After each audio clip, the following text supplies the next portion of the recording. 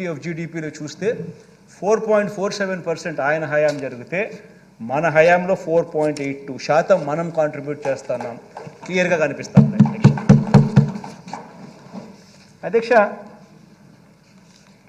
మనసు లేని నాయకుడు అధ్యక్ష, మోసం చేసే నాయకుడు అధ్యక్ష, కేవలం వాగ్దానాలు మాత్రమే చేస్తాడు అధ్యక్ష. మనసున్న ప్రభుత్వం అధ్యక్ష, మాట ఇస్తే అమలు చేసే ప్రభుత్వం అధ్యక్ష, నిజాలు చెబుతుంది. ఇది ఆయనకు మనకు ఉన్న తేడా అధ్యక్ష. బాబుకు అధ్యక్ష వాగ్దానాలు అమలు చేసే ఉద్దేశం లేదు, అమలు చేసిన చరిత్ర అంతకన్నా లేదు అధ్యక్ష.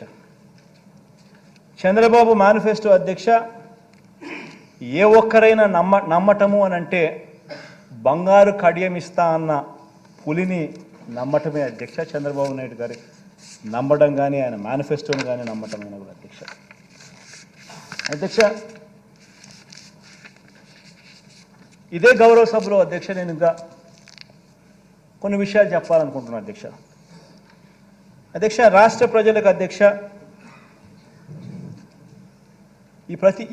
నేను చెప్పే ఈ విషయం చాలా ఇంపార్టెంట్ అధ్యక్ష. రాష్ట్ర ప్రజలకు కూడా అధ్యక్ష వినమ్రంగా కూడా అధ్యక్ష ఈ విషయాలు తెలియజేస్తా ఉన్నా. 2014లో అధ్యక్ష ఇదే చంద్రబాబు నాయుడు గారి కూటమికి మన వైఎస్ఆర్ కాంగ్రెస్ పార్టీకి వచ్చిన ఓట్ల తేడా ఎంత అని గమనిస్తే అధ్యక్ష, మనకు దాదాపుగా 45% ఓట్ షేర్ మనకు వస్తే మనకన్నా దాదాపుగా 1% ఓట్ షేర్తో చంద్రబాబు నాయుడు గారు గవర్నమెంట్ ఫామ్ చేయడం మనం చూసాం అధ్యక్ష. మనకు చంద్రబాబు నాయుడు గారి కూటమికి తేడా, వాళ్ళందరూ కలిసి మన మీద దాడి చేసినారు, మనం ఒక్కళ్ళమే ఇటువైపు నుండి మనం పోటీ చేసినాం. అయినా కూడా వాళ్ళందరికీ 46% వాళ్ళకు వస్తే 45% మనకు వచ్చింది దాదాపుగా. వాళ్ళకు మనకు తేడా దాదాపుగా 1%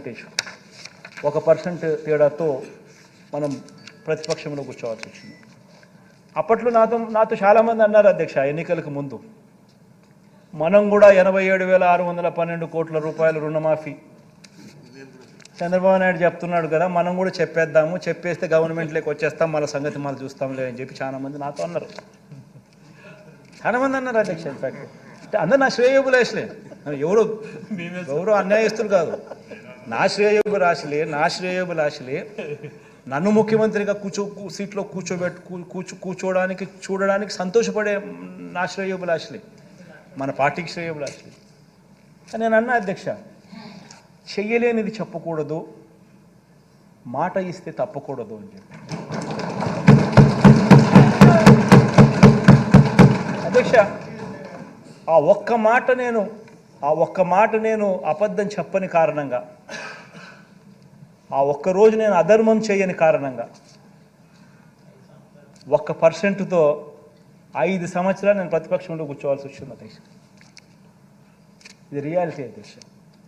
ఒక అబద్ధం చెప్పిందంటే జగన్ ముఖ్యమంత్రి అయి ఉండేవాడు, అధికారంలో జగన్ ఉండేవాడు, చంద్రబాబు నాయుడు ప్రతిపక్షంలో ఉండేవాడు.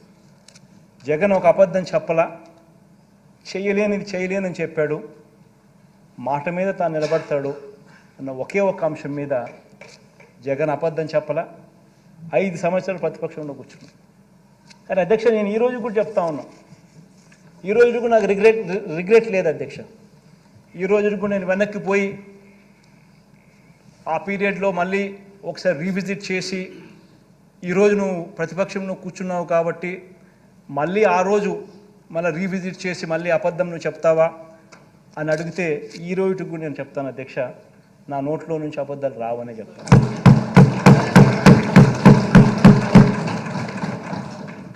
అధ్యక్ష, ఇది చాలా ఇంపార్టెంట్ అధ్యక్ష. ఎందుకనంటే నేను ఆ రోజు బహుశా నేను చేసిన ఆ పని వల్ల నేను అధికారంలోకి బహుశా రాకపోయి ఉండొచ్చు అధ్యక్ష. కానీ అధ్యక్ష, అధికారంలోకి నేను రాలేకపోయిన అధ్యక్ష, ప్రజల్లో విశ్వసనీయత అన్న అంశం ఏమిటి, విశ్వసనీయత అన్న పదానికి అర్థం మాత్రం జగనే విశ్వసనీయతకు అర్థం అని చెప్పి మాత్రం ప్రజలకు నన్ను నమ్మినారు అధ్యక్ష. ఈరోజు నేను గర్వంగా కూడా చెప్తా ఉన్నా అధ్యక్ష, 2014, 2019 నుంచి 23 ఈ 5 సంవత్సరాలలో చెప్పిన మేనిఫెస్టో ఏదైతే రిలీజ్ చేసినామో అందులో 99% హామీలను చిత్తశుద్ధిగా మేనిఫెస్టోను ఒక బైబిల్గా భావించి, ఒక ఖురాన్గా భావించి, ఒక భగవద్గీతగా భావించి నిబద్ధతతో 99% హామీలను అమలు చేసి ఆ చేసిన హామీలను, ఆ మేనిఫెస్టోను ప్రతి ఇంటికి కూడా తీసుకొని వెళ్ళి చూపించి ప్రజల చేతనే మార్కులు ఇచ్చి ప్రజలే శభాషను అనిపించే విధంగా ప్రతి ఎమ్మెల్యేను గడప గడప కూడా తిప్పుతా ఉన్న ప్రభుత్వం కూడా మనదే అని చెప్పి అధ్యక్ష, ఇది అధ్యక్ష తేడా మనకు చంద్రబాబు నాయుడు గారికి అధ్యక్ష. అప్పట్లో చంద్రబాబు నాయుడు గారు అధ్యక్ష 87,612 కోట్ల రూపాయల రుణాలు మాఫీ చేస్తానని చెప్పి రైతులను మోసం చేయడం, బ్యాంకుల్లో పెట్టిన బంగారం ఇప్పిస్తానని చెప్పి రైతులను మోసం చేయడం, 14,205 కోట్ల రూపాయలు పొదుపు సంఘాల రుణాలు మాఫీ చేస్తానని చెప్పి అక్క చెల్లెమ్మలను మోసం